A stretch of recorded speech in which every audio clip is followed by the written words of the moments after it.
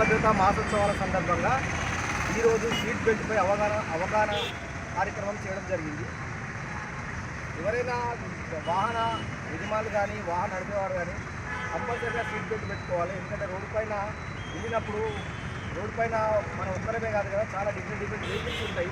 కాబట్టి మనం సేఫ్గా పోవాలంటే కంపల్సరీ సీట్ బెల్ట్ వేర్ చేయాలి. సీట్ బెల్ట్ చేస్తే యాక్సిడెంట్ అయినా మనం ఇంటాక్ట్గా ఉంటాము, బయటకు పోకుండా ఎగ్జిట్ కాకుండా తర్వాత డ్యామేజ్ కాకుండా మనకు కాపాడాలి సీట్ బెల్ట్. కాబట్టి కంపల్సరీగా సీట్ బెల్ట్ వేర్ చేయాలని పెట్టుకోవాలని చెప్పి అవగాహన ఈరోజు అంటే ఈ రోడ్డు భద్రత మాసోత్సవాల భాగంగా ఈరోజు మాకు ఇచ్చిన సబ్జెక్ట్ ఏంటంటే సీట్ బెల్ట్పై అవగాహన.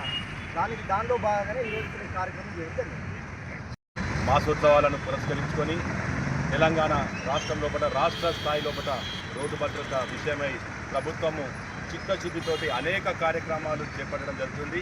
నిన్న జనవరి 1వ రోజు రోడ్డు భద్రత మాసోత్సవాలకు సంబంధించిన పోస్టర్ ఆవిష్కరణ గౌరవ జిల్లా కలెక్టర్ మరియు గౌరవ ఎస్పీ గారి చేతుల మీద చేసుకున్న తదనంతరం ఈరోజు మరి న్యూ బస్టాండ్ కూడల్ లోపల వాహనాలు ఎవరైతే నడుపుతున్నారో వాళ్ళందరినీ అవగాహన పెంచేందుకు మరియు వాళ్ళ లోపల ఉన్న చిత్తశుద్ధిని అభినందిస్తూ మరి ఆల్రెడీ ఎవరైతే సీట్ బెల్ట్ ధరించి వాహనం నడుపుతున్నారో వాళ్ళని ఎంకరేజ్ చేసే విధంగా మరి మా ఆర్టీఓ సిబ్బంది పురాతిగా అధికారులు సిబ్బంది పూర్తి స్థాయి లోపల వాళ్ళని ఎంకరేజ్ చేస్తూ మరి సీట్ బెల్ట్ లేని వాళ్ళను పెట్టుకోవాల్సిందిగా సూచిస్తూ కార్యక్రమం రూపొందించడం.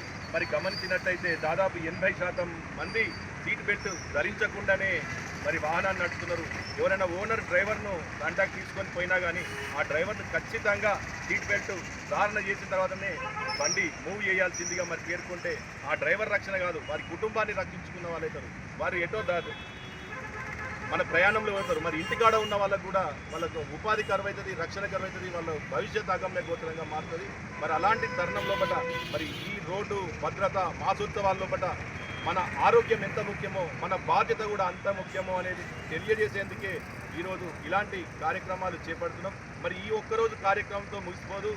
మా అధికారులు ప్రతి నిత్యం కూడా వారి దైనందిన కార్యకలాపాలను కూడా వదిలిపెట్టి మరి రోడ్డు భద్రత గురించి మరి సామాజిక స్పృహ వచ్చే విధంగా అనేక కార్యక్రమాలు చేపడుతున్నారు.